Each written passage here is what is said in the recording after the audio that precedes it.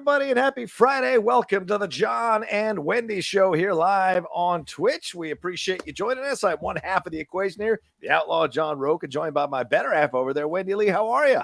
Hey, crisis averted right before we got started, and which is why we're a little bit late. I spilled my entire, oh no, it's not an entire, I was eating maybe half bowl of tteokbokki, and if anybody who knows the Korean dish, tteokbokki, it's red. And sometimes if you don't clean it up right away, that red is going to stain. Yeah. So I was like, I don't know how, I didn't even read my text messages to you because I was like yelling at SIRI, and I was like, text John Rocha. Text him. There's red all over the place, for God's sake. So it's red. I hear you. I dropped an iced tea earlier today, coming home from work, grabbing some stuff over at Costco.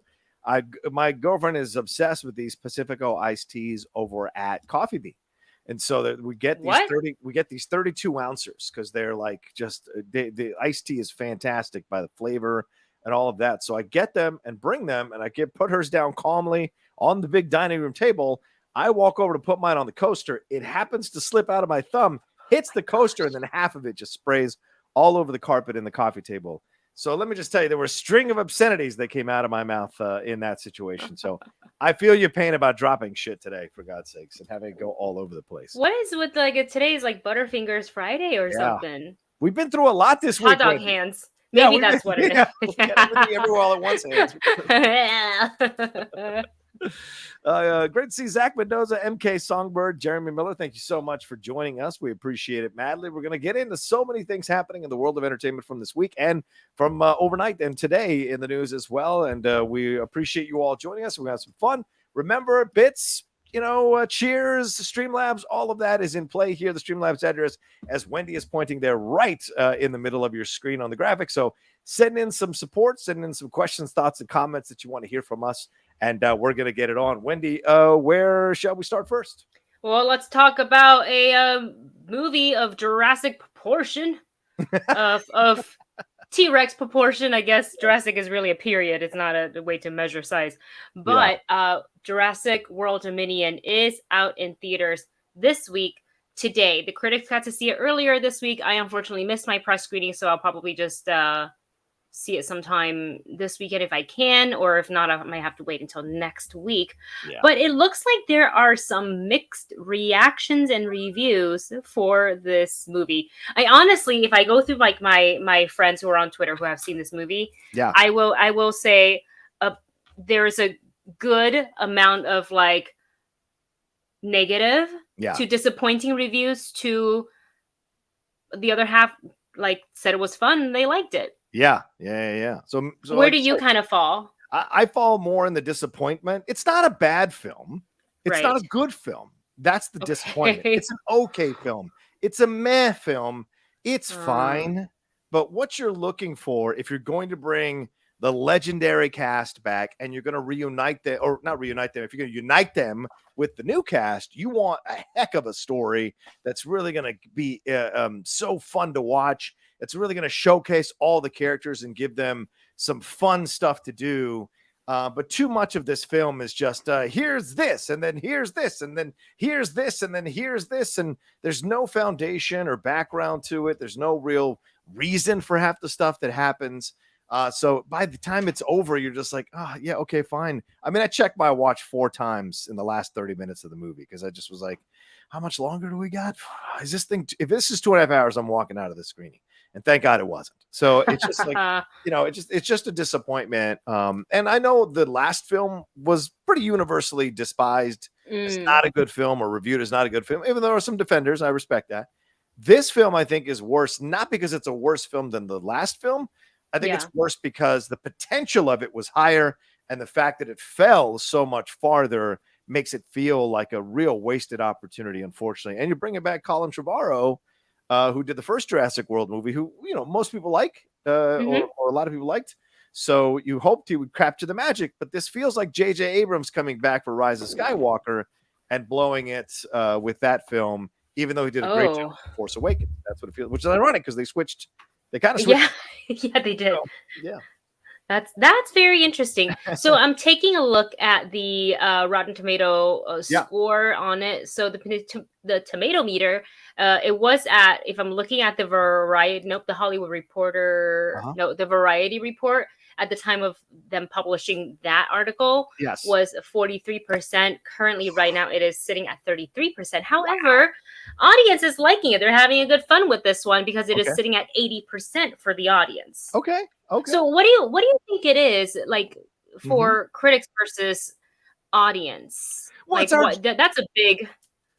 It's our job to assess the movie. We're not going into the movie going, oh man, I just want to turn my brain off and have a good time. No, we're going in going, okay, what's the story here? What are the characters' motivations? What's the script like?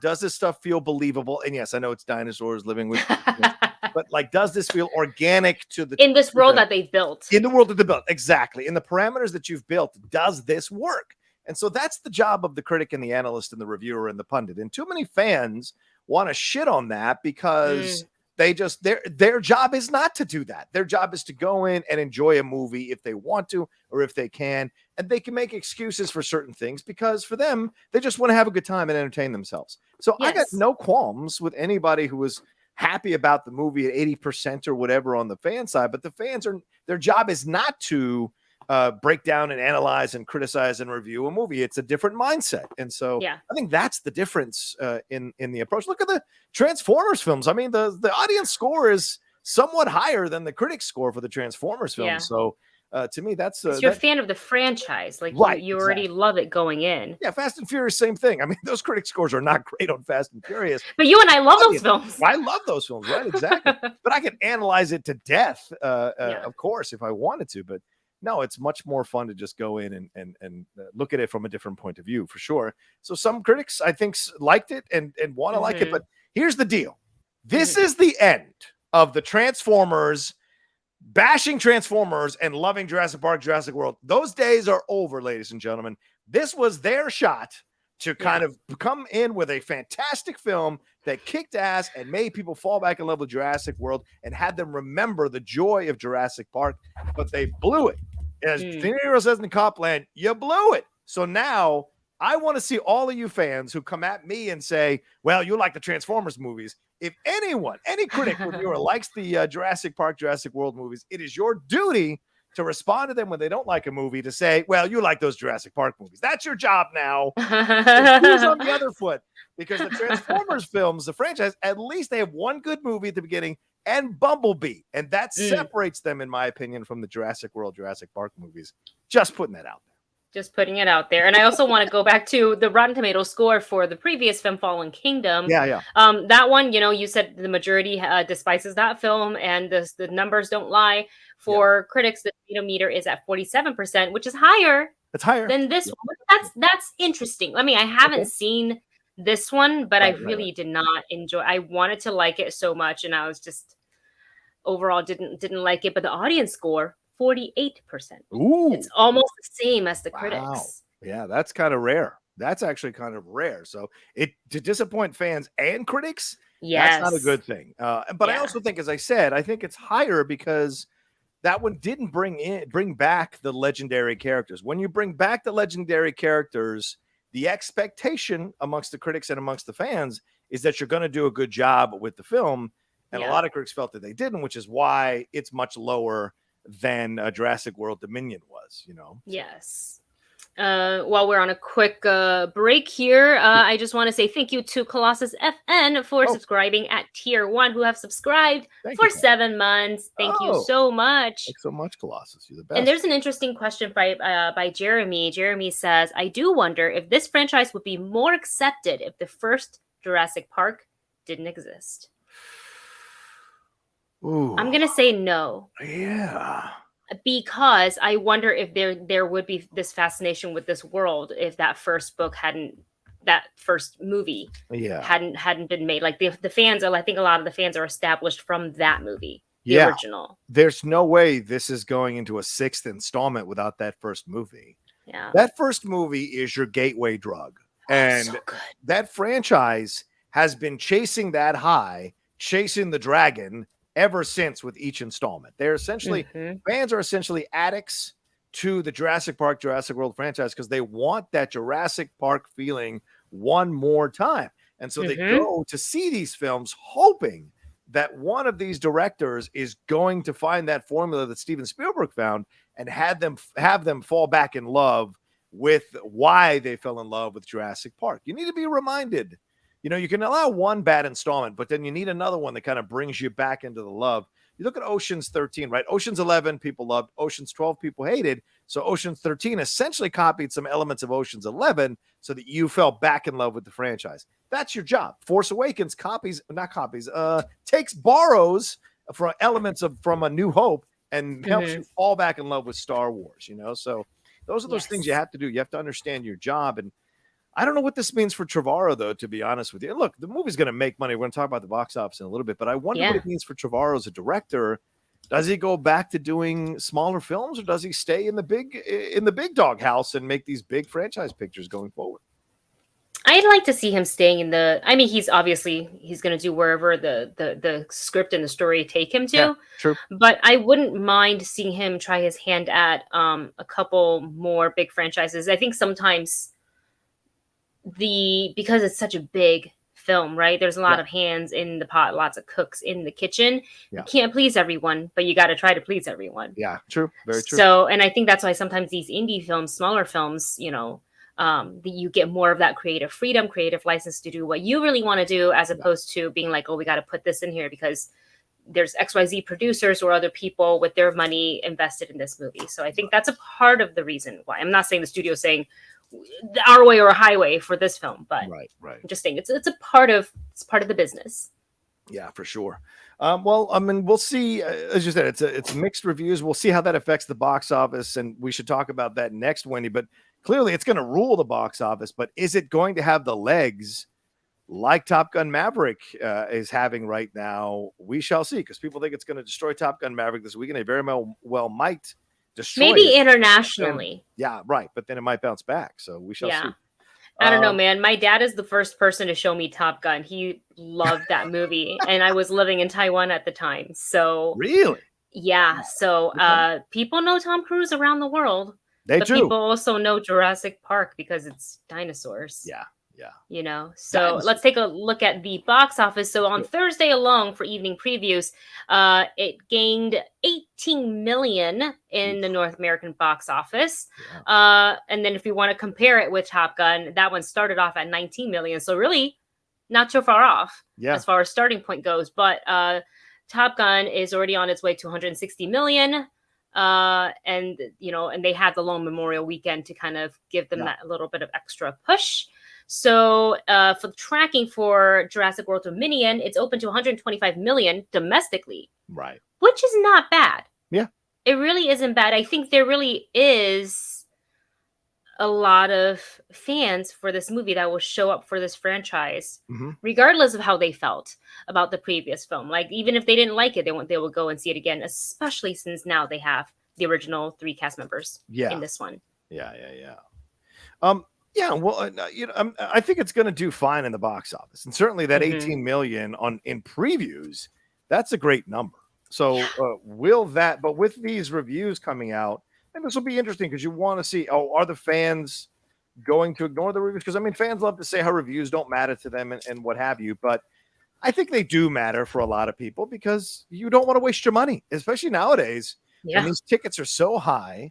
Gas is expensive. I just spent, for the first time ever in my Prius, I spent $60 yesterday filling the tank. I've never, ever had to pay that much. But you know what? I don't care because I know why I'm paying that much. There are many reasons why I'm paying that much, and none of them have to do with what people are accusing of.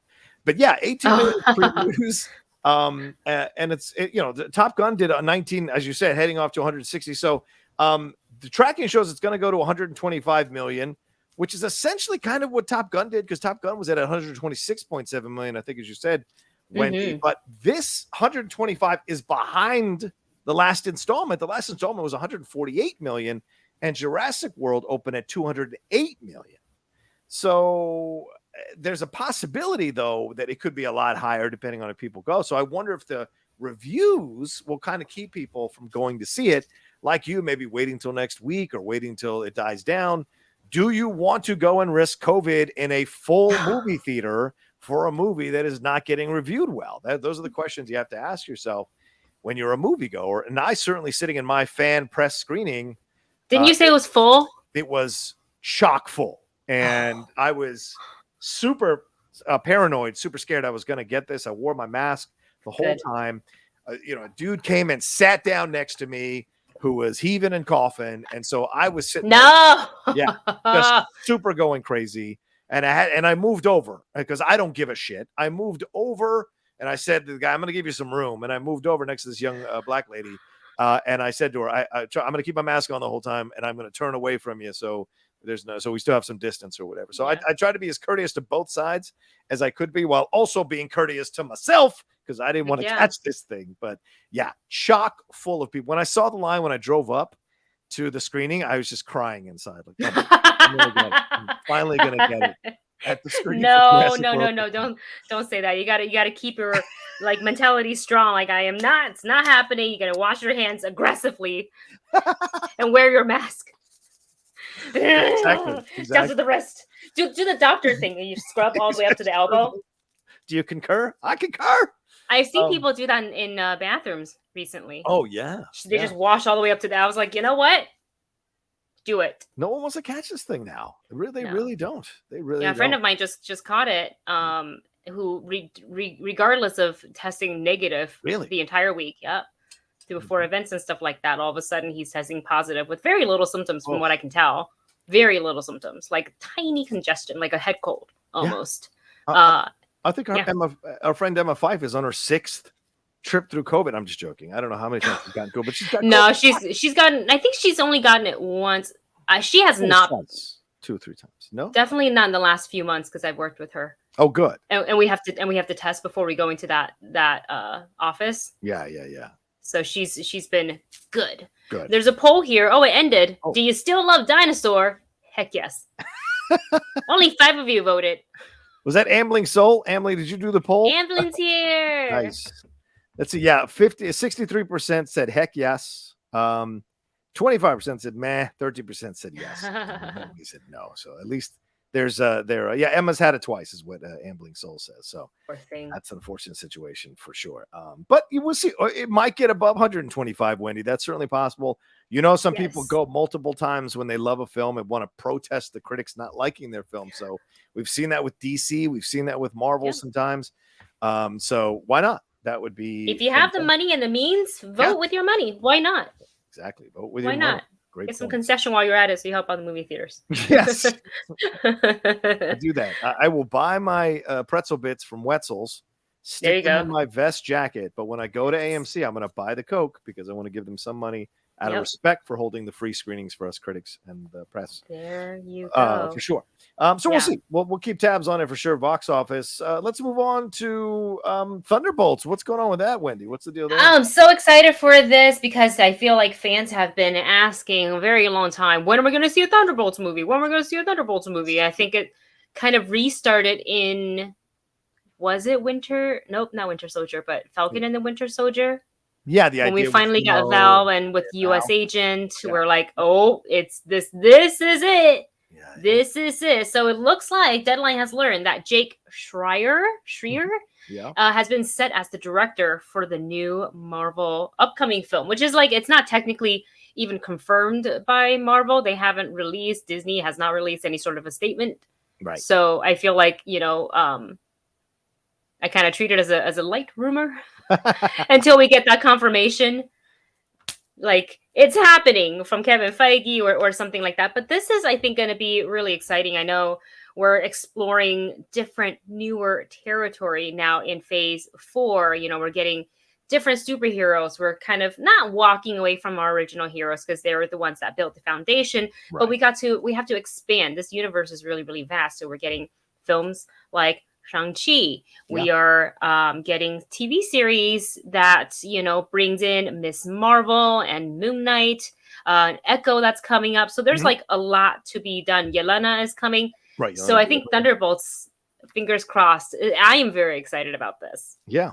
And there have been so many iterations of Thunderbolts. So if they go with the Zemo version of Thunderbolts, those were all supervillains that were hiding out as heroes, but were really supervillains. So I have a feeling they're not going to go that route because if you could look at the different iterations of Thunderbolts through the years, through the decades in the comics, because it's been around for a couple of decades, or 3 decades almost, I think. There was Justin Hammer, who had a Thunderbolt team, which included Black Widow and Ghost, who we saw in Ant-Man and the Wasp. Ant-Man was on that team as well. And then there was Luke Cage's Thunderbolts, which had quite a number of people involved in this as well. There were you see Luke Cage, he puts the team together. They recruit Ghost, Moonstone, Juggernaut from the X-Men, Crossbones, who we know as Frank Grillo. Yeah, Man-Thing, U.S. Agent was a part. But then Red Hulk had his own version of the Thunderbolts as well. And that included Elektra, and who else? There's a number of people that were involved in this. The Punisher, Luke Cage. So there was quite a lot of people who've been involved. And the Punisher even had his version of the Thunderbirds for War in the Streets. And that was Ghost again, Radioactive Man, Moonstone. So quite a lot of people have been involved in this. Hawkeye has been involved with the Thunderbolts as well. So there's a lot of ways that this can go for sure. And when I was talking about it with Jeff yesterday in the Hot Mic, it kind of occurred to me that this would be a kind of a low-key, interesting way to introduce Luke Cage, Elektra, Jessica Jones, and and the Punisher and Daredevil kind of back into the MCU. I know it's not the Defenders, but they'd be part of the Thunderbolts. So would that work with U.S. Agent and Yelena Belova and maybe Hannah John Kamen, who played Ghost? That's all possible. So I like this idea. I want to see what their approach is. I do like the director. I'm not too familiar with the director, but I like a couple of the directors done. Yeah. And the writer is the writer of Black Widow. So that leads me to believe that Yelena Belova is an odds-on. Exactly. Yes. Yeah. Exactly. That makes me think so, and especially because we got to look at who Val approached in these Disney Plus shows or movies. Yes. And she 100% approached Yelena, definitely U.S. Agent. So they're leaving a little breadcrumbs, as Marvel always do. Sometimes I feel like when you look at where we are with Endgame, for example, and then you think back to like the first couple of movies were like, it started back then, or they were able to connect it somehow through the story. So I think they're taking great care to look at, what's been established in the past and where they wanted to go in the future. There's a lot of planning. Yeah. And Senior Nerd is right. Wasn't Deadpool in the Thunderbolts? Yes, Deadpool was in a version of Thunderbolts. Absolutely. And the question I think Justin asks really well is, Wendy, I want to get your thoughts on this. I wonder if they're going to kill off General Thunderbolt Ross and recast him, because William Hurt, of course, who played Thunderbolt Ross in the MCU, passed away recently. That could be interesting to what they do with that. That could be interesting. I don't know if I want to see them recast. Yeah, maybe. But they do have to explain a little bit of what's happened, because that was an unfortunate thing that happened with William Hurt. Maybe it's his last wish, like like a missive or a statement or whatever, and he sends it to Zemo or to Yelena and saying like, hey, or not Yelena, I'm sorry, Valentina, Julia Louis-Dreyfus' character, and say like, this is my last, put this team together, you and Zemo run it, blah blah blah. So it kind of could go that route for sure, as a way to kind of cover up for him passing, So that's a way you could go. The other thing I'll throw out there, Wendy, I wonder what you think about this. I mean, we're gonna have She-Hulk, who has also been a part of Thunderbolts. We're going to have Abomination, who has been part of the Thunderbolts. We're going to have the Hulk appearing in She-Hulk, right? Yes. But in the Thunderbolts, there is Red Hulk. So the possibility exists that we could have a third Hulk, if you look at She-Hulk and Hulk, be involved in the MCU here. Is this the time to bring back Edward Norton to play the Red Hulk, since he's still officially a part of the MCU, even though he's playing the other Hulk? We hear no mention of Betty from Ruffalo's Hulk. None. Ever. So is this a way to maybe bring them back in, like Spider-Man No Way Home, and have them be a part of the MCU in some weird way, and him be the Red Hulk?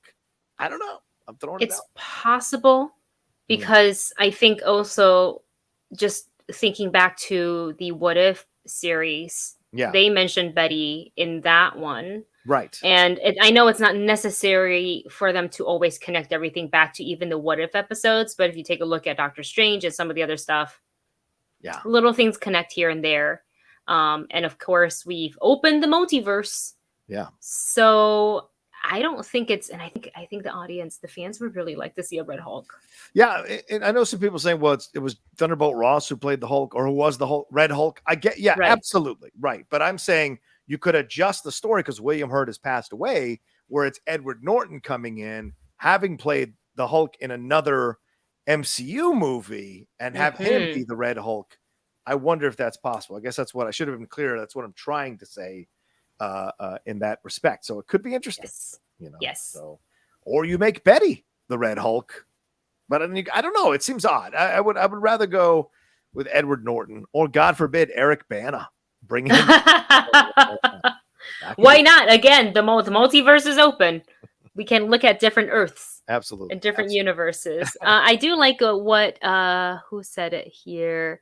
Senior Nerd 718 says, I always think somehow Betty Ross should be involved in Thunderbolts, but by force because of her father.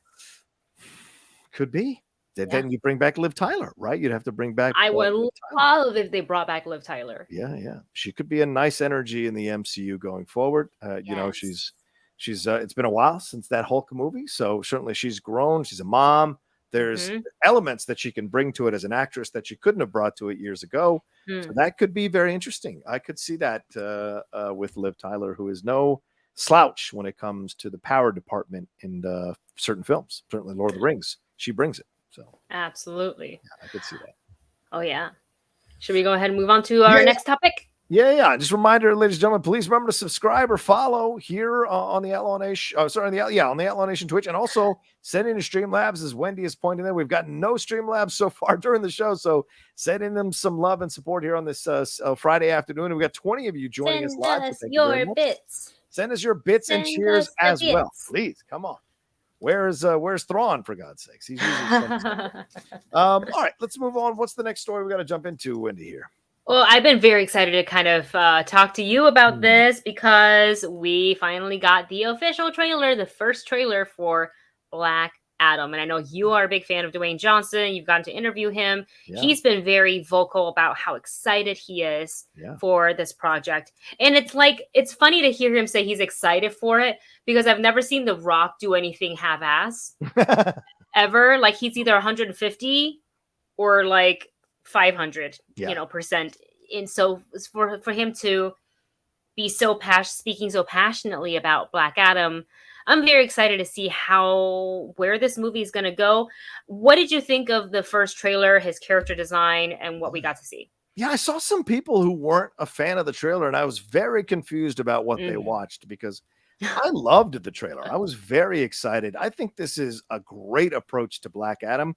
This connection to his son that they make a real point of stressing in the trailer, I think is powerful, showing the image of him holding his son, and his son is played by one of the actors who play Young Rock in the Young Rock series. So it's a real way to kind of connect those elements there. And him being motivated, he was a slave, and because his son brought him back to life, he sacrificed himself to bring his father back to life. He honors his son by living in this way and bowing to no one. So there is this kind of obstinate drive within him to not be anyone's slave. But in the end, that could lead to him becoming what he hates, which is a master. And so how is that going to navigate it, or how's it going to present itself in the movie, and how is he going to navigate that? And I love Dr. Fate, hearing Pierce Brosnan saying, hey, you can make one choice or the other. You can use your powers for good or evil. What is your decision? And the confrontation with Hawkman, where he's like, we don't kill. And he goes, well, I do. And so there's more here that I like, and I'm really interested in. It's got the right kind of humor. It feels a little more serious than I anticipated. And I think it's going to be quite a challenge for The Rock. So for me, I came away from this trailer very, very excited to see this movie. And what did you think of the character design? Because that's some of the concerns I kind of read in my own comment section. In the comic books, Black Adam has hair and slightly pointy ears. Right. That's really the only big difference from what I saw, and this is also me approaching it from more of a casual fan, right? Angle versus people who's been reading Black Adam comics and collecting those comics for years. Yeah, so yeah. What did you think about that? I don't mind it because it's The Rock. What are you gonna do? You put pointy ears on The Rock? That would look weird. The Rock is imposing enough without the hair and without the ears and that look. And this is how I would address anybody who's got an issue with the design of him. That is the design. The design you're talking about is the evil design. That is him as an evil villain. And so they don't want to go with the widow's peak and that whole Harry Osborn look of his. They don't want to go with that look. They want to go with the other look, which is him as an anti-hero. So you want to cheer for this guy, even though he may do some unsavory stuff. And so I think that's why they adjusted the look to make it more about The Rock as Black Adam rather than Black Adam being over The Rock. And so I think that's important to understand here, which is why they went with that approach. So I get why people might have an issue with the character design. I do not, because I know why they're making that decision. Well said. Yeah, I personally don't have a problem with it because I think we're so familiar to what like The Rock just looks like. And we've also seen tons of production photos of him being on set and concept photos. So I think my brain has already adjusted to what he was going to look like as Black Adam. For me, I like it. I mean, the costume does it not look like it's painted on him? It's so tight. Yes. And the cape really works with the hood and everything. That so works. I mean, that scene where he's backing up into, I think that's Sarah Shahi, into her purview and catching the rocket and slamming it into himself. Like, that's such a great moment, and the hood works so well there. So I mean, just that moment alone tells you that they're not going to treat him as a full-on villain, that he's going to be someone there's going to be some tongue-in-cheek moments, and that's a good thing. But overall, they'll have those little moments of, like the comic timing stuff, just so if it feels a little too heavy, they're going to lighten it up a little bit. Right. Now, do you think now that the trailer's out, the movie's, being worked on already, could we potentially see Black Adam in a post-credit or mid-credit scene for Shazam 2? That's a good question. I mean, because how these two are connected in the comics. I don't know. It would be, I don't know what you would show. It would be a little dangerous. Do you show them having an issue with each other? And if you do, is that to kind of trick the audience into thinking one thing about the approach to Black Adam, and it's going to be a completely different approach? And then you revisit that scene and you understand why that scene went the way it went.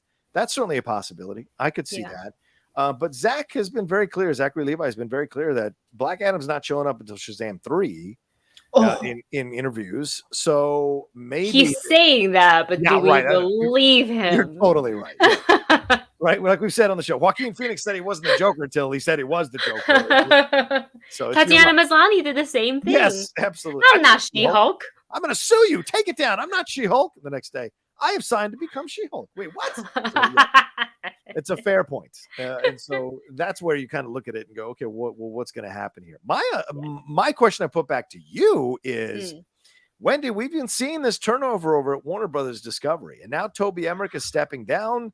Mike DeLuca is coming in to run Warner Brothers now. So with Emmerich out of the way and David Zaslav being in charge of Warner Brothers and saying he wants to shake things up, he wants to streamline DC, he's got ideas for what he wants to do here, and he's already kind of killed a bunch of projects, including that Wonder Twins project, because he wants to streamline stuff. Is the door now open for Henry Cavill to come back as Superman? Do we see Cavill in a post-credit scene in Black Adam? I need this to happen. I don't understand why we still haven't gotten, even before all of the Henry Cavill is not going to be Superman anymore. Right. Why wasn't Man of Steel 2 on the table? Yes, right. I don't understand why. And Batman v Superman, fine. But shouldn't we have gotten a Man of Steel 2 right after that, or at least before that? This is Superman. Right. And we got him in one solo movie, and then he's sitting there being a co-star. Yeah, I love this.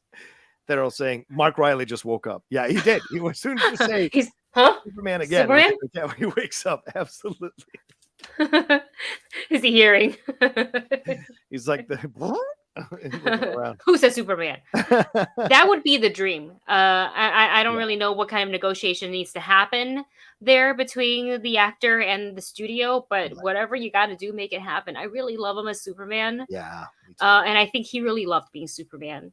Yeah. So I just I don't want to see a recast of Superman. Yeah, I don't either, man. They already teased us with, that end credit scene in Shazam where you saw the costume, and I was like, is it him? They don't show his face, so it could be anybody. But the other part of this, I think, Jeremy says it best here.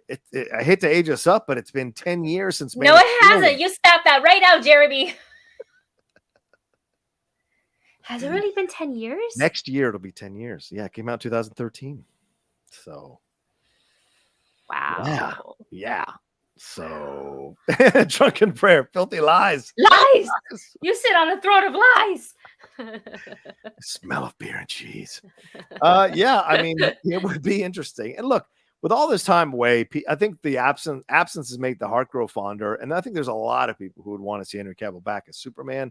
And as much as I love Man of Steel, I know a different director being in there, other than Zack Snyder, I think would get people even more excited to see it. So I think that would be the avenue. But don't start thinking J.J. Abrams is going to be that guy, because it sounds to me from what Zaslav has been doing here and saying that my man Abrams is not long for the development deal he has there at Warner Brothers. I mean, Zaslav has already questioned the $200 million that Abrams wants for this sci-fi film that I bet no one's going to go see.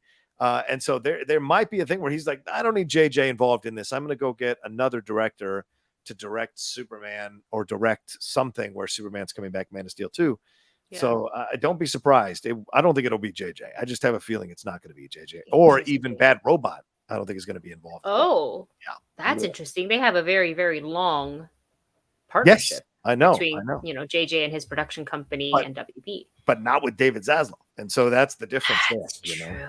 When a guy comes in like that, he wants to pick. It's like sports. When a general manager comes in, he wants to pick his own coach, pick his own coaches, pick the team. It's a whole different concept. So we shall see what happens with that. But yeah, Black Adam. Did you like the Black Adam trailer? Did you get excited? Did it give you enough, or were you kind of disappointed by it? No, I liked it. I don't need a trailer to always give away the entire story plot, like we did with, was it Batman v Superman? Yeah. Yeah. Where I was like, did they just show the end? And then the statement was like, that's not the end, but it was actually the end. I was so mad about that. I'm like, no. No, I liked it. And this is only the first one. They're going to give us at least 2 more, I'd like to think. And I like the tone. I like that it's kind of the darker. I like that darker, little bit slightly muted color palette. Yeah. For me, with the DC aesthetic, I kind of like it. I know Shazam is really bright and poppy, or brighter and poppier, but I think that fits, the Billy Batson Shazam vibe. But with Black Adam, I don't need her jokes. Maybe a couple, right? Maybe a couple, a little bit here and there, because The Rock has really good comedic timing, but I don't need that throughout the whole film. So, and he's good at improvising. He's really good at it. He is good. He's very good at it. Yeah. Cavill is 39. He will be 40 next year. That's a fine age for a veteran Superman. I agree. And it's a pain. It's a shame we're not going to get him and Affleck again. Because I'll tell you right now, the end of Snyder's Justice League, their easy chemistry is a shame that we're not going to get to see again. I really love their. Well, is it for sure? We talked about new manager streamlining. Oh, maybe. I mean, because he's coming back to play Batman in the Flash movie. Yeah. And the less said about Ezra Miller, the better. But that's, we shall see. That's a whole thing. Yeah, we can't get into that. I didn't put it on the rundown. Yeah, I don't have time for that. It's a Friday. Let's have fun. Doug Developer says, hey guys, do you have theories to what the social commentary could be in Nope? Yeah, the final trailer dropped yesterday, Wendy.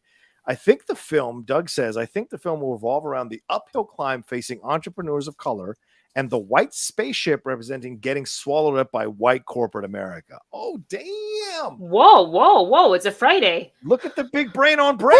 Woo, big kahuna burger for lunch, huh? All right. Wendy, your thoughts? What do you think about that? What do you think he's right, or what do you think the social commentary might be here? In no, I hadn't even thought about the social commentary part of it because I've been so baffled by the trailers and everything that they are showing us. It's like, okay, obviously aliens, right? Yes, but how does that? It's such a weird thing where my brain went, but I was watching the trailer and I was like, maybe climate change. That's interesting. I can see that. I can see that. Okay. But that's a lot to dissect there with that question.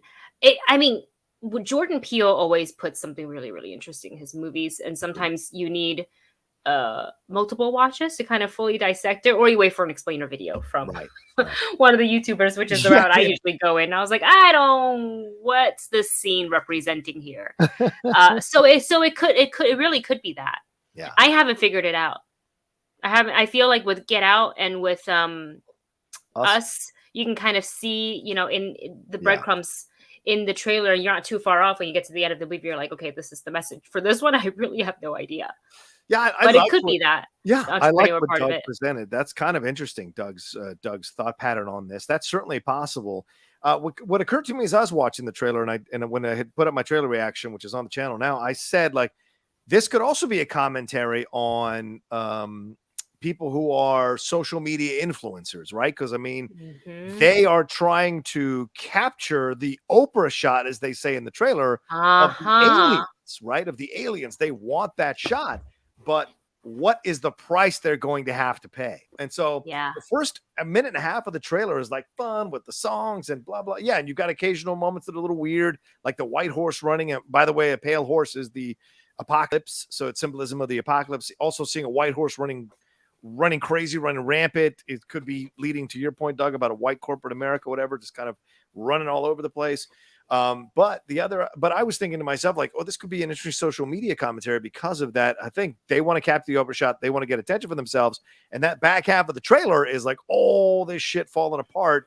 And we see the horror of that movie coming to visit them. So what is it that they did? And that moment where she's like, where they're telling her, don't look at him, don't look at him, don't look at him.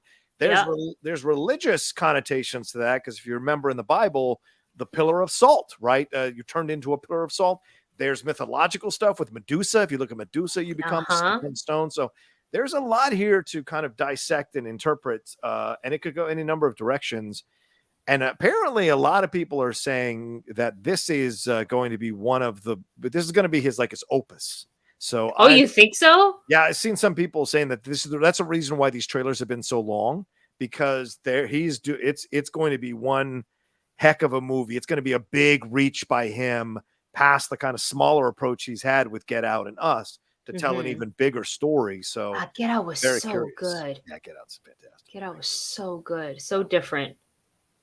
Yeah. That's really interesting. Now I feel like I have to now rewatch that trailer from kind of through those lenses that Doug was talking about. I like Doug's approach as well. It could though. It really could, because you think about people wanting to be like first culture. Let's talk about first culture. Like you got to be first at everything when it comes to the latest drops from whatever merchandise, sneakers, theme park merch, whatever it may be, right? First. And also going viral on all your various platforms, and or like getting clout for this and that, and like what is the extreme that you will go? What are you going to sacrifice? Yeah, just to get that. And are you satisfied once you get it? Right. Or are you chasing the next thing so that you're never satisfied? So what kind of life is that? Even though you're successful, you're never happy. And so you're always worried about the next thing, and certainly that's the struggle all of us have, really, no matter what level we're at, is that kind of thing. Am I doing the right thing? Is this content right? Why is it getting as many views as I was hoping? Okay, why did this one get all of a sudden all these views? What did I capture here that I can't capture there? There's all kinds of stuff, So it's a mystery, John. It's a mystery. When somebody can figure that out, I will pay you money to tell me your secrets. Yeah, exactly. Justin Toner has a Streamlab here. He says, "Hi, John and Wendy. I really like the Black Adam trailer. I am finally diving into Stranger Things season 4. Watched episode 1 today, and I loved it. I still need to watch Ms. Marvel and this week's Obi-Wan. So much stuff to watch, not enough time. in the day for sure. We're going to talk about Obi-Wan and Ms. Marvel later in the review section. But Wendy, Stranger Things season 4, did you finish it yet? I am on episode 1, my friend. We finished it, and because we're doing reactions, don't you guys dare put any spoilers in the chat. But there was a lot of screaming from me and Dustin at the end of that episode. Oh, sure. I didn't think that's what they had in store for Chrissy or for Eddie to witness that. So that was a lot. It also made me want to play D&D. So, John, if you're free tomorrow night, we're doing it. Yeah. I'll have to check my schedule. It's been a couple weeks since we played. So, yeah. We're I mean, if we could probably knock out this campaign thing. It's just a one shot. It took us 3 hours to get out of one room. Yeah, but it was like no. But it was setting it up. Now we're about to roll. No, we're about to roll for initiative. We rolled for initiative, I think. I actually think we rolled. I think yeah. Dustin has the notes. So it'll go fast. I was having fun. But yeah, I mean, Justin says, I want to see John play D&D so bad, LOL. Look, I was hesitant because I don't know if I'm nerdy enough to play D&D, but once it got rolling, I was having a blast with the Late to the Party people and Wendy, and especially Justin, who's doing a great job, or Dustin, rather, is doing a great job with his being the dungeon master. And certainly after watching Stranger Things, and I'm not going to spoil anything, but like having that connective tissue now, having experienced that was a nice little extra level from which to watch the show from. So when you get excited, you're like, are they gonna roll a 1 or a 20? Yeah, exactly. Because it's what you want. You're like, roll a 20. We should play on Twitch one time. Smithy says Rocha would make a great halfling. Oh, okay. What is your character? You're a human gunslinger, yeah? I'm a human dynamo, son. I'm slinging it. I don't know what I am. I really I think we made some modifications to your character. Yes. Dustin broke it a little bit just so it would fit the persona that you wanted. I think we're all humans, honestly. Yes. I don't think any of us are halflings or elves or anything like that. We wanted it for the first one for a lot of first-time players in this campaign, so we kept it real simple as kind of like, let's learn the foundation before we get into some of the like racial features that can be really beneficial or like, maybe not so beneficial depending on what mission you're doing. It's good stuff. It was. Let us know about tomorrow. Yeah, I will. Yeah, and Stranger Things season 4, I finished it in 2 days over the weekend, last weekend. Stormed through those. No spoilers. I think it's my favorite season since season 1. Wow. So, yeah, I love it. I hear some people saying, the occasional bloating. That I didn't feel it was bloated at all. Is there one storyline that I think they didn't get enough play? Yes, but I'm okay with it because I'm not always the biggest fan of those. There's also volume 2, right? There's like a second part that's coming. Yeah. They released a 30-second trailer for that, and that's coming July 2nd. I can't even watch that. Yeah, it's like I'm gonna get it spoiled for me. I have to start editing that one. I just finished editing Miss Marvel today, so I'll jump on Stranger Things this weekend. Yeah, and we'll talk about that a little bit later. All right, send in your Streamlabs super ads, ladies, and send in your bits and your cheers as well. Wendy, where are we off to next? Let's talk about The Boys. The Boys season 4. It's been greenlit. It is happening. John, your thoughts on this? I am so excited. I'm loving season 3. I'm telling you right, I said this yesterday on Hot Mic, and it's true. I think we're in a golden age right now in this period of television. And I tell you this, and I say this with the sadness that Made for Love was canceled today by HBO Max, which I'm so mad about because that season 2 was even better than season 1. Kristen Milioti, Magnus, and Ray Romano doing some of the best acting work I've seen in a kind of futuristic approach to the series, approach to the world, which I loved. But like right now, Barry season 3 is stellar, incredible, better than the first 2 seasons. Hack season 2 was phenomenal. The Boys season 3 to me is the best season of the show so far, and I'm only 6 episodes in, and I'm already telling you it's the best series I've seen or season of the show I've seen. It's fantastic, and so I'm very excited they're doing a season 4, and I like that they're taking their time with this, Wendy, because we saw other series. I can't remember what the series was that got greenlit for seasons 3 and 4 or seasons 5 and 6, and it's like, already, Jesus, you moving that fast? I think it was What We Do in the Shadows. They're already kind of greenlighting them. So I like that The Boys are kind of taking its time because it's a lot of actors. And so can we get them all to come back and be a part of this? So I'm very, very excited. And it said that the premiere saw a 234% growth in worldwide viewership from season 1 and a 17% increase from season 2. So that's phenomenal. So it's growing exponentially every season it comes out because people are going back and rediscovering it on Amazon Prime. So that's a good thing. And this season's been stellar. Absolutely stellar. Very exciting. Who knew we were going to get when they first announced The Boys that we'd get all the way to season 4? And look at where we are now. I know, it's insane. Wow. So it's fantastic. Good time to be a fan, guys. Really good time to be a fan of just the superhero genre and the comic books. So we get cool shows like The Boys, like Invincible. Yeah. Really good time. Yeah, so 4th season, it will be coming probably in another year or so, I imagine. So, did they start the spinoff yet?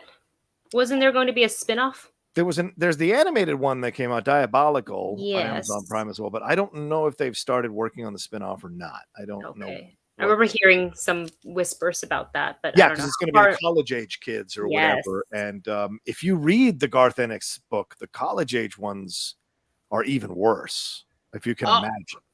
Because all those hormones in college. Oh my gosh. Yeah. There are some brutal scenes in the comics with the rated math mature. Yeah. Rated XXX. It's kind of unsettling. Yes.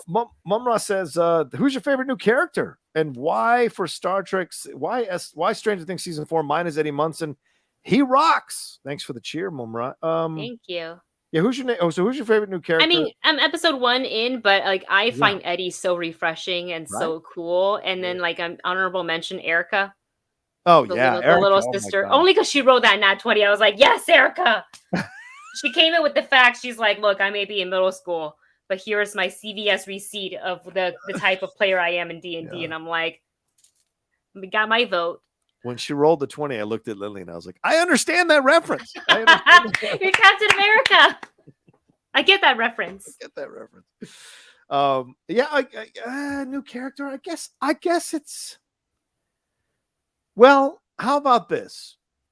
I do like Eddie, but by the end of 7 episodes that we've seen so far, it's someone else, and I don't want to reveal who it is because Wendy hasn't finished it. Yeah. But it's someone else. So I'm just going to put that out there. So a brand new character, right? Not even any of the siblings. Okay. Yes. When what's revealed is revealed, which I kind of guessed about the 5th or 6th episode, I was like, I'm now a fan of that. So I'm just going to put that out there. I'm not going to say anything. Oh, I can't wait. But thank you, Mama. I appreciate it. Mama's got one more cheers. That just came in. Who writes, with the success of Top Gun Maverick financially and critically, do you think this nostalgia wave could see the Iron Eagle franchise? We've lost Rocha. Have a resurgence to the big or small screen? The Iron Eagle. Bro, Louis Gossett Jr. is still alive, bro. So Jason Kendrick is still alive, bro. So it's very possible we could get an Iron Eagle connected in some way and have Jason come back or Lewis come back in some shape or form. But I mean, Lewis at this age has had multiple generations since Iron Eagle and his family. Jason Kendrick, maybe 2 generations, maybe, I don't know. But I'd be surprised, to be honest with you, because Iron Eagle doesn't have the same kind of pop culture footprint that Top Gun has. I mean, Tom Cruise goes a long way to making that happen. So I'd be very surprised if we saw that. I was holding out for a Remo Williams return, and sadly, Fred Ward passed away, sadly, so that won't happen. But yeah, I think it's very possible. A TV series makes more sense to me, whereas Top Gun Maverick made more sense to me as a film. A TV series of Iron Eagle could be very interesting, but yeah, it could be very interesting, actually, because clearly people liked Top Gun Maverick and this idea of the military and all this kind of stuff. So why not? It could appeal to both red and blue states. So I would say, yeah, do it. Why not? Do it. Make a TV show because we don't have enough. Yeah. Come on, do it. Do it. Put it on Paramount Plus. Make it a CBS. Now. It's possible. Yeah. There you go. All right. Let's see if I got any more Streamlabs or cheers or bits. No. Let's move on, Wendy, to our section that we love so much. It's called.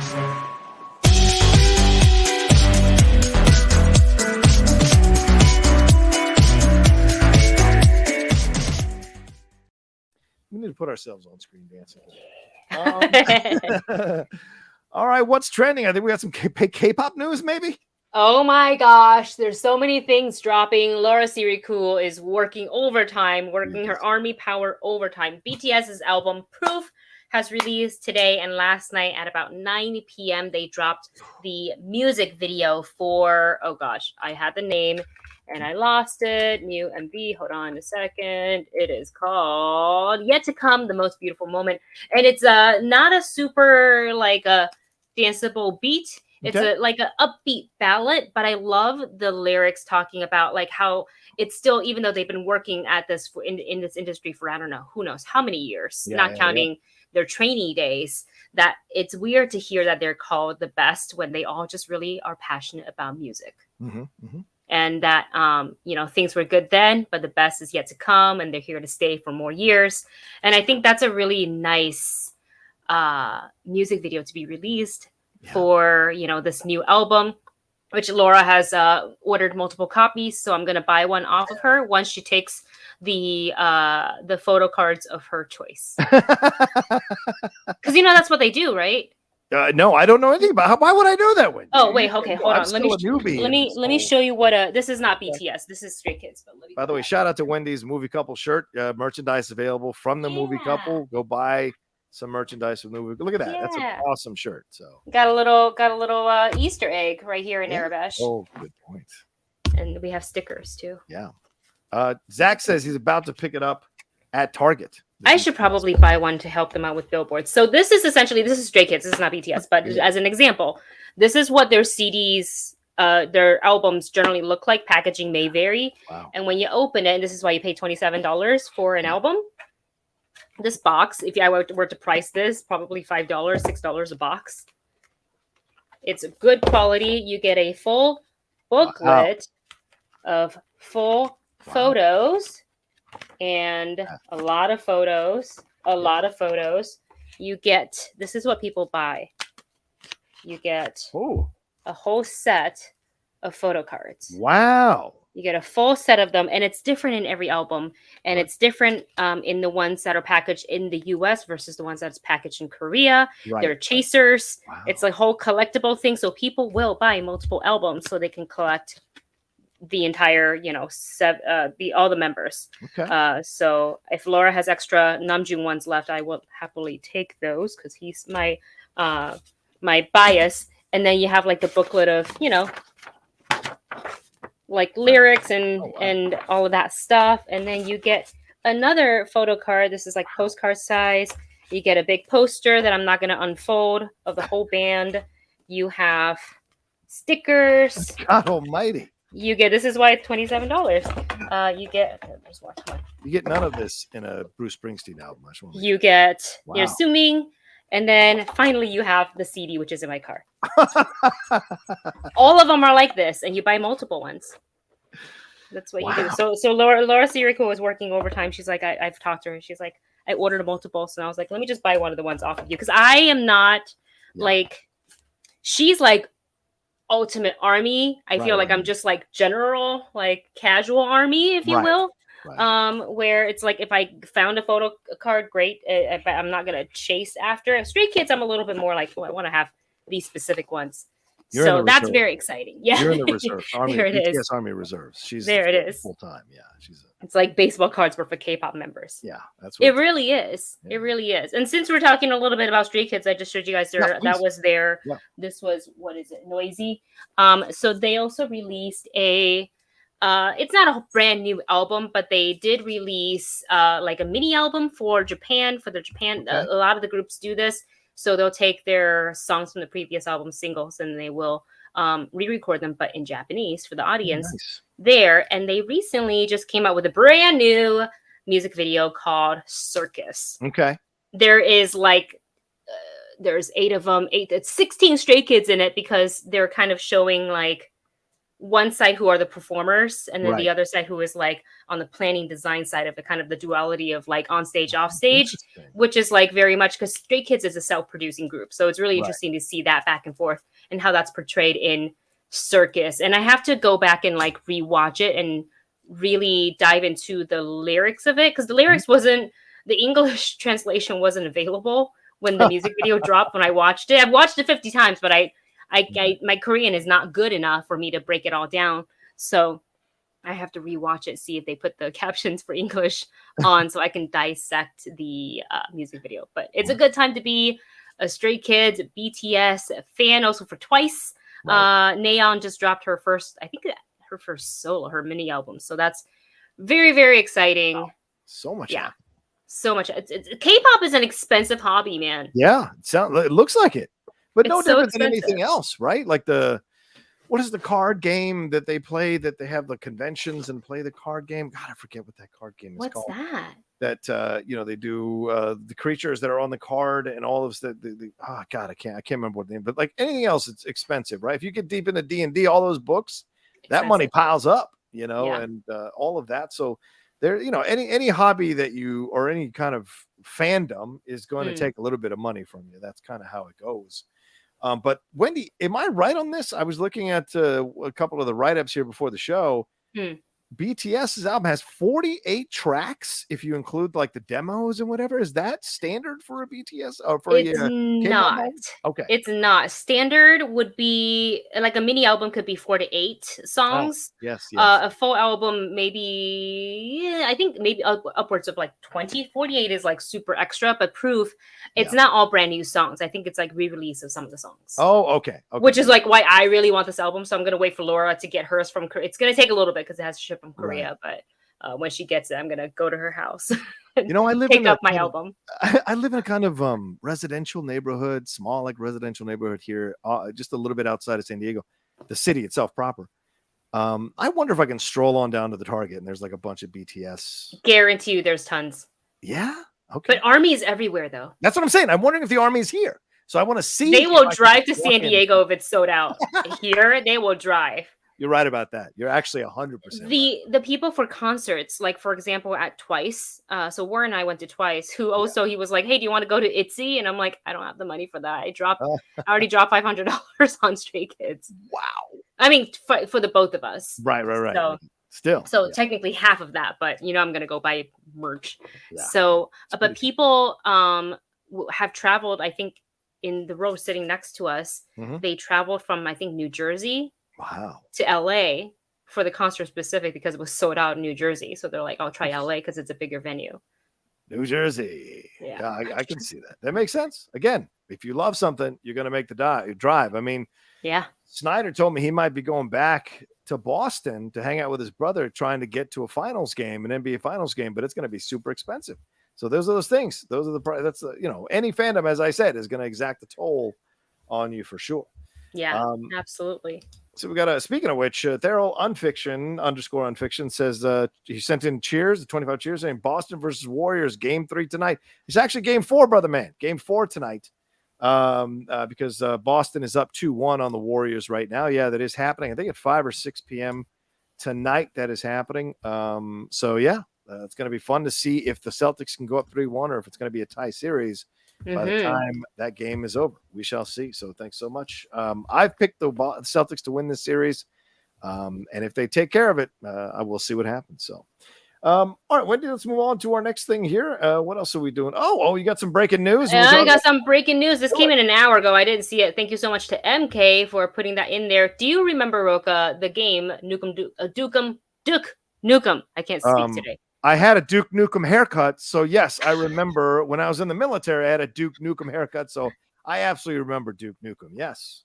So, it is the 1990s video game that kind of helped popularize the first-person shooter genre. It is now finally, it was going to be, eventually this was going to happen, right? Because they're remaking a lot of things. Oh, totally. Kind of writing. We were talking about the nostalgia wave just literally, a few topics ago. Yeah. So, now it's going to get its own feature film, and this looks like Legendary Entertainment, which is the company behind Dune and Godzilla, has picked up the movie rights from Gearbox, along with Cobra Kai creator Josh Heald, John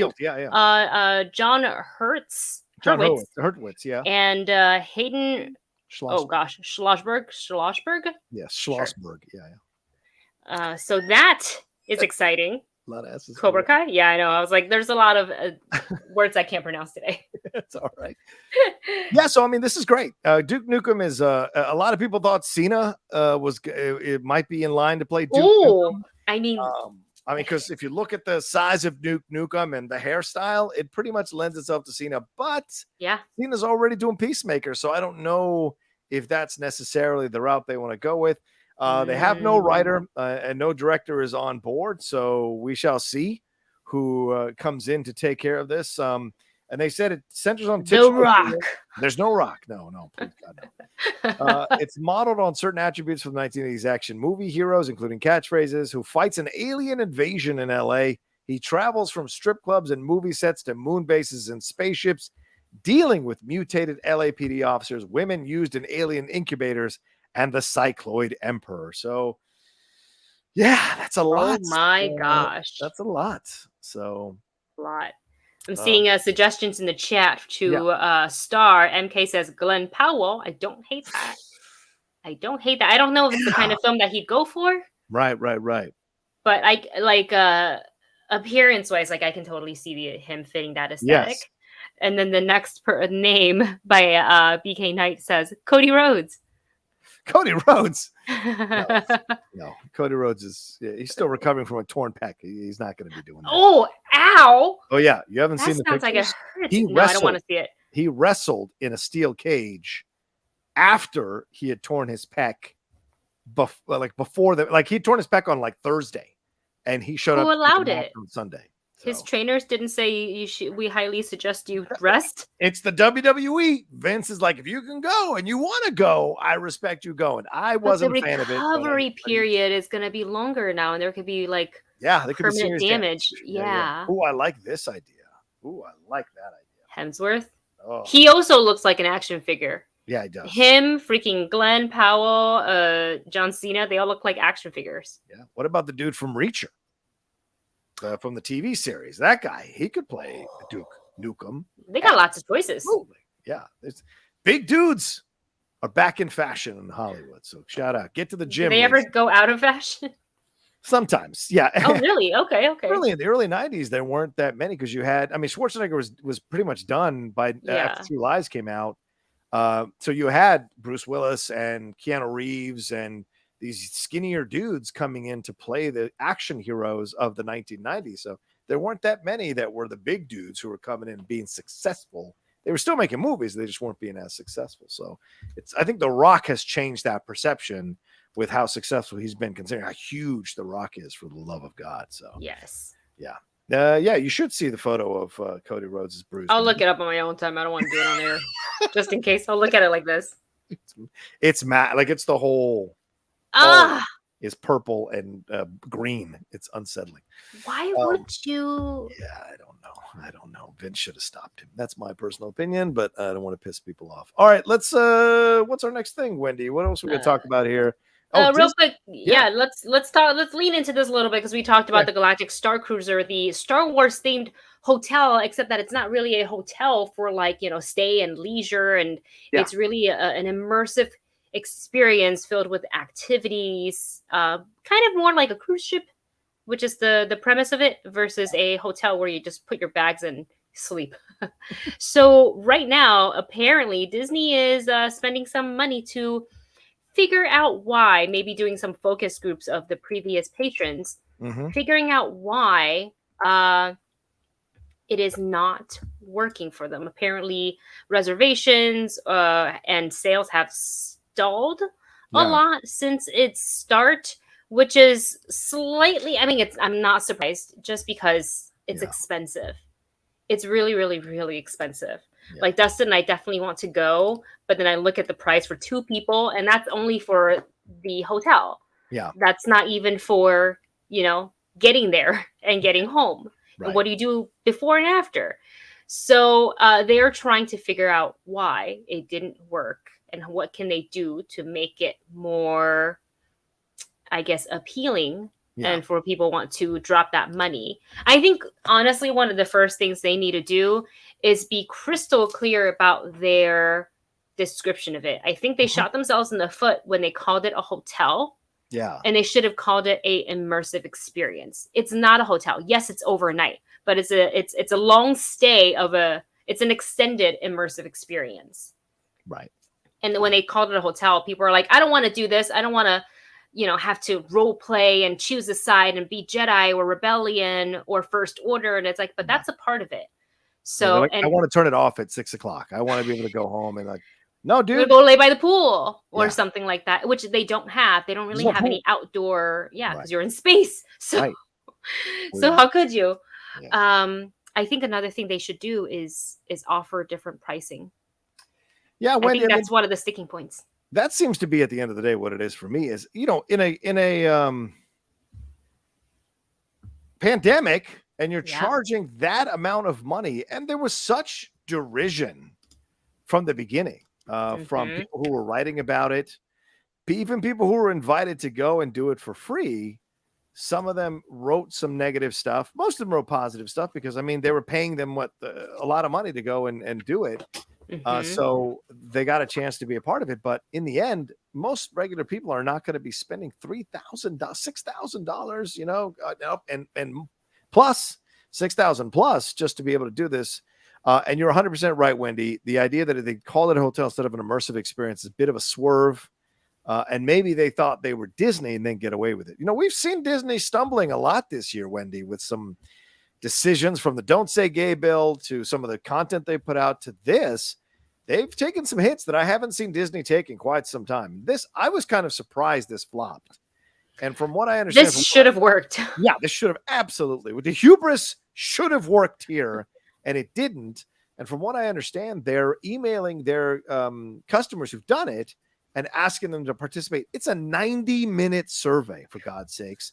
And they're paying them $175 Disney gift card. So basically, we're not giving you $175. We're giving you $170 of store credit so you can buy our merchandise to promote us when you wear it around. So it's an interesting decision, but who has 90 minutes to sit on the phone and do a survey? Because I imagine, Wendy, if they can afford to pay for the immersive experience, they can afford to not take a $175 gift card. So to me, in my opinion, that's a lot to ask 90 minutes of a guest to have them go over what worked and what didn't work, Yeah. And I think one of the things why it's so long, it's because you're really trying to nitpick and see exactly what each person liked and didn't like. And then, put them in specific age groups. Like, does it feel too geared towards kids? Is it not geared towards two kids enough? Is it too complicated? Do you want more time to do this and that? And I think after we'll hear about it soon enough, I'm sure. But after they do these focus groups, I think we're gonna potentially see some restructure of the agenda. Yeah, well, not the agenda, but the itinerary. Yeah, for sure. I should reach out to I don't know if you knew Catherine. I should reach out to her and ask Catherine. Ask her what she. Did she go? No, but she designs parks, or she has designed parks. She doesn't work. She worked at Universal, so she's in another company. So I bet she's got contacts who've been like, oh, here's what really happened.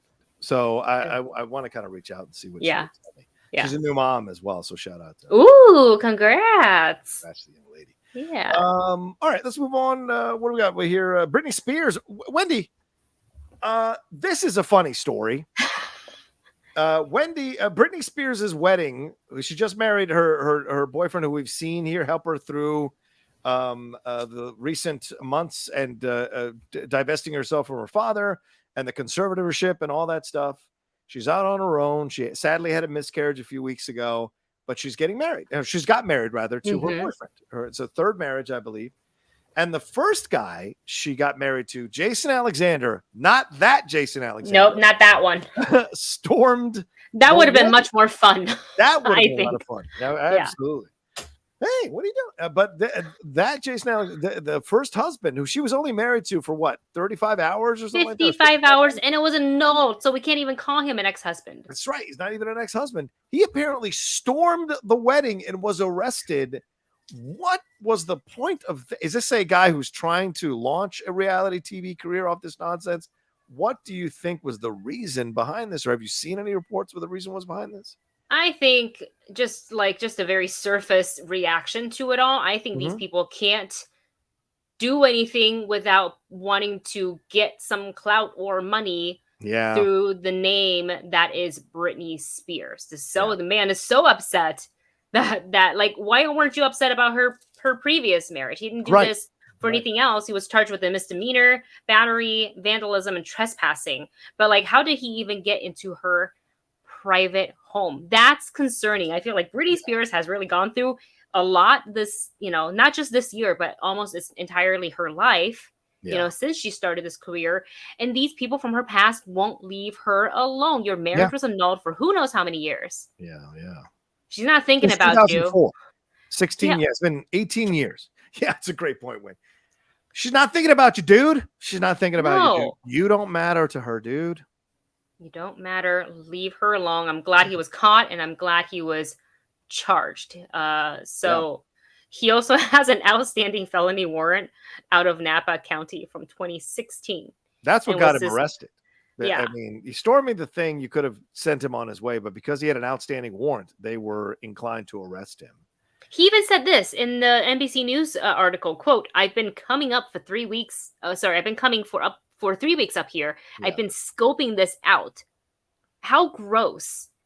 Well, he live tweeted it. That's even grosser. That's he live worse. Videoed her it home of him storming into her house, going into multiple rooms. So you got to ask yourself, where was security in all of this? He ends up at the tent, and when he gets into the tent, that's when they arrested him. But he said it was a bull crap wedding. Used another term, and he wanted to show that it was a sham, that the wedding was a sham. So this is I bet you the father put him up to this. I didn't think about that. She can't even have a single day to celebrate her. Like, finally, she's making the decision. I'm having a baby. I'm gonna get married to this man. They can't leave her alone. Guaranteed he didn't do this because he woke up one day and said, I miss Britney Spears. I already screwed it up back in whatever that was, 2006. I think it's her dad. About the fact that the dad might have been.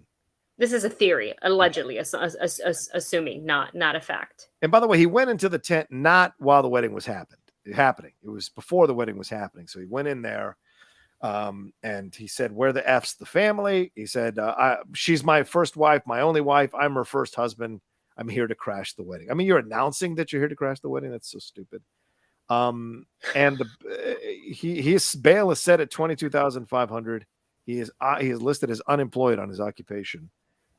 But yeah, he was arrested. So, but I mean, Britney was 22 years old, dude, move on, man. Like, she was 22. You took advantage. They got married because they were friends, and she did it on a lark, and she did it on a lark when she was going through the mental health struggles that she was going through. So there might not have been an ounce of reality to what was going on in terms of her feelings or affections or connections. So this guy clearly hasn't gone to therapy about this situation to get past it. And this is an unfortunate, and once again, sadly though, it's another person using Britney for their own attention, right? Yep. It's something she complained about with her family and other friends in the past. She went after Kelly Clarkson earlier this week. I don't know if you saw that, for some comments Kelly made way back when about claiming that she might've been staging her mental health breakdown to bring attention to her album Circus.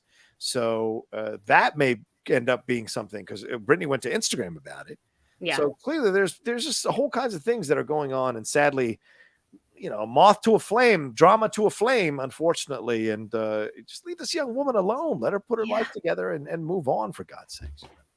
He's so delusioned. He told Us Magazine about showing up at the hashtag Free Britney protest in LA during her conservatorship battle. He says, quote, I am here to show support for the Free Britney movement and Britney. This is an unfortunate situation that's been in her life for a long time. It's affected me and her, and that makes me a part of it. Stop making it about you. Yeah, exactly. Stop making it about you. You weren't under conservatorship, but you may have been a part of something weird. Yeah. That went away. But she's the one that's been worked to death and doesn't see a cent of her money. Yeah. Not you. So. Yeah. As someone once said, leave Britney alone. As someone once said. He was so right. He was so right. Just putting it out there. Just putting it out there. For God's sakes. All right. Let's see what else. Have we got any cheers? Here we go. From Theral _unfiction says, what's your prediction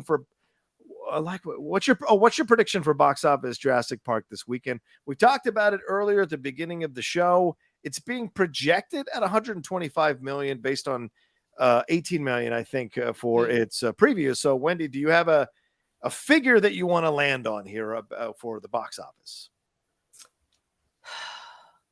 A part of me wants to rate it a little bit, like say a lower number, just because I see the critics review of it, but I also know that, the fans, when they like something, they really, really like it. And this isn't just some like brand new franchise. This is Jurassic Park, Jurassic World. Right. I'll put it at, what was Top Gun at after Memorial? 126.7. Let's put it at 113. Ooh, strong stay going under. Wendy taking the under. Wendy on Price is Right here. Betting $1. I respect it. You're gonna go 115, go higher? I'm gonna go 150. I have nice. I'm gonna go high because I have a feeling that the Jurassic Park heads are gonna come out in mass. Now I'm not always right, so I may be way off, and Wendy may be closer to the actual truth. 115, 120 maybe at the most. But I'm throwing out the possibility that we may see people going in droves to see this movie over and over again because they want to be taken away from the madness of the world going on, especially this week. And so I wouldn't be surprised if they do that. So, but Wendy's probably right. I'll just say that right now. We'll see next week. Yeah, I'm going to have fun guessing at 150. I'm going to have fun guessing at 150. All right, let's get into our reviews and recommendations are coming soon. Wendy, what do you got? This is under the K-drama genre. I just finished a show called Business Proposal. It's very lighthearted. Essentially, it is about a very successful CEO of the president, I guess, of a food company in Korea, very successful.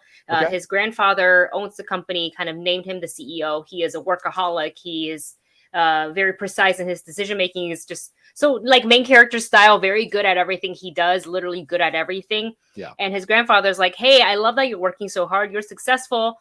Now it's time for you to settle down. And he's like, no. So grandpa's like, no, I want grandchildren. So he sets him on a string of blind dates. Ooh. And he's like, I can make you not the president if you don't go on these blind dates. He's like, so begrudgingly he goes. Okay. He's set up with another girl who also comes from a prestigious family, with a lot of business under her father's name.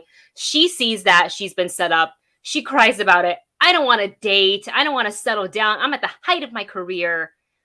So the both of them are saying no. Now, they don't know who each other are. They have no idea who they're going on dates with. So she asks her best friend, please go for me. So, she kind of changes up her appearance, and her best friend goes in her place to this blind date. And she acts so just outrageously weird. Yeah. Just to be like, oh, yeah, this is only my first blind date of the night. I usually do like 4 a night. I don't know about you. And just like throw as many red flags as possible into this date. And he's so sort of distraught at the fact that if he doesn't find the right person to settle down with, he's going to, instead of working, wasting time on these blind dates. So after the first blind date, he's like, great. See you later. Goes back to grandpa and be like, I choose her. I'm going to marry her. He's like, oh, right. So that's kind of the premise of it all and how they meet. But obviously things get messy because you got to find out who you actually are. Right. And I won't spoil it for anybody, but it's a very fun, lighthearted show. And I needed something super lighthearted after Snowdrop because like the last 3 episodes I just cried through. Oh, wow.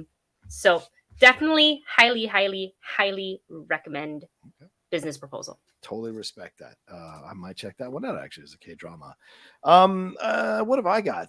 We talked about The Boys season. Oh, Ms. Marvel. Ms. Marvel is out. Loved the first 2 episodes. Yes, are there a few speed bumps? It's they throwing a lot in. Yes, but Iman Vellani is so charming as Ms. Marvel. So charming. Her 2 best friends in the show are great as well.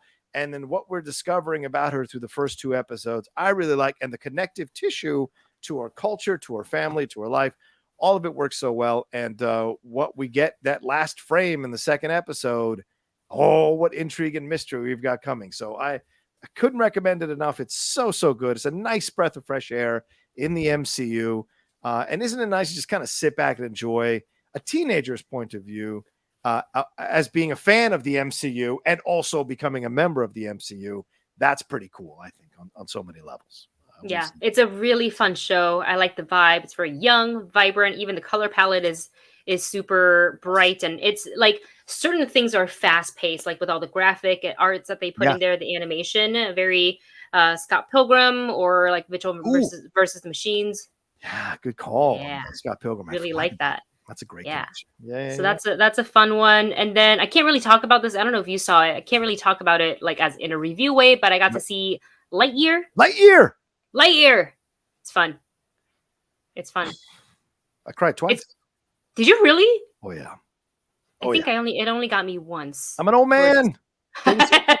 Things affect me now, man. I mean, his journey in the movie is, if you've ever made a mistake and felt the pain of that mistake, the animation, acting wise, that they do with his face and Chris Evans' performance, it is gut wrenching in certain moments. The guilt he feels, and it is fantastic. And like Wendy said, we can't fully review it yet, but I did post my tweet reaction, and my reaction was, it's fantastic. I loved it. I know there are some people that I saw, some of my fellow critics with black hearts, who are criticizing it, and I feel bad for them.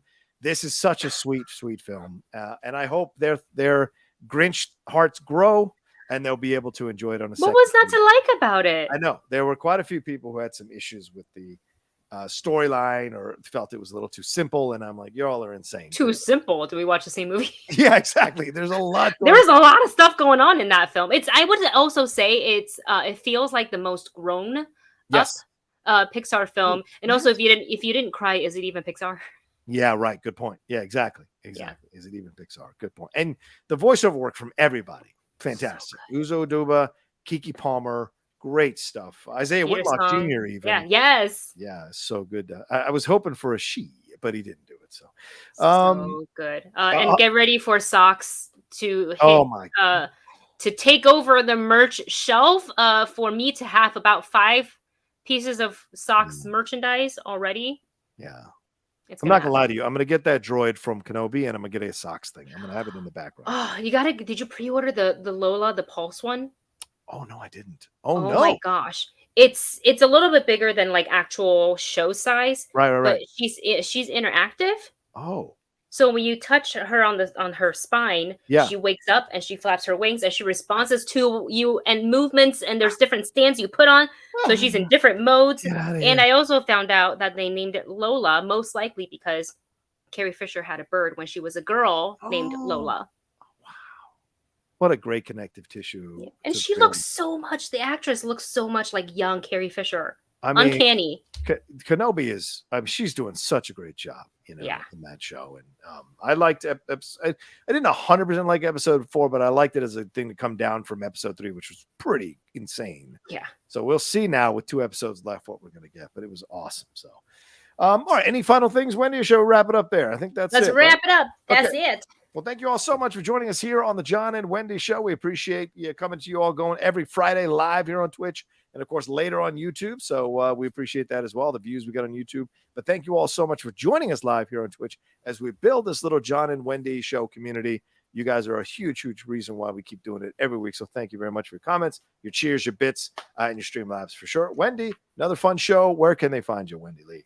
You can find me everywhere on the socials at my name, Wendy Lee Zaney. Unless you're trying to find me on TikTok, then look for the account that's just Wendy Zaney. I don't know why the other one, like, I created one, so it's there. But I've posted to the... So I'm too far gone to even start back up at the other one. So I technically have 2, but Wendy Zaney is the most active one. The Movie Couple channel on YouTube. We have merch now. We have shirts. We have stickers. And I ordered 2 shirts for myself. Nice. Other one too. So different logos on different color shirts. Oh wow. Really fun. A little Easter egg in Arabesh for you, for anybody who reads Arabesh. So that's available. If you go to our YouTube channel, the link is somewhere there. Buy all that stuff, ladies and gentlemen. Buy all that stuff, for God's sakes. Support Wendy, support Dustin over there. Thank you. For sure. As for me, you can find me at The Rocha Says on Twitter, Instagram, and TikTok. As you just know, for those of you who watch us live, the Outlaw Nation on Twitch. But for those of you who are watching later on YouTube, subscribe and follow me there. Also, leave a comment down below if you're watching on YouTube, and put a like on this video, for God's sakes, and share it with that hashtag, The John and Wendy Show, so more people will have a taste of this show and want to come and be a part of it and join us live here on Twitch. You guys are awesome. We love you madly. Don't forget, tomorrow, 9 a.m., Strong Style, the professional wrestling show, And the Geek Buddies will have a review of Ms. Marvel this weekend. First 2 episodes, so look for that as well. A spoiler review coming out later on this weekend. You guys are awesome. Take care of yourselves. Be well. And we'll talk to you next time with another brand new episode of the John and Wendy Show. Bye.